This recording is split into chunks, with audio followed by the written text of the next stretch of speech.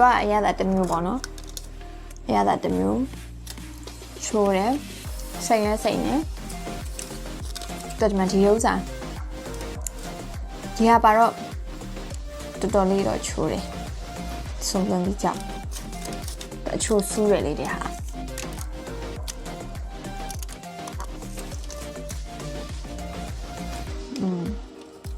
ဟုတ်လားဟာလေးလည်းတစ်မျိုးရတာကောင်းလားပထမဟာလေးလည်းတစ်မျိုးလေးဒါလေးရတယ်သူရတာလည်းသူစိတ်နဲ့ရတာလည်းရတယ်ချိုးရရတာလေးလည်းရတယ်ဒါဒီအသီးကအချိုးဆူးတယ်ဒါပေမဲ့တဘာဝအချိုးဆိုတော့ကောင်းတယ်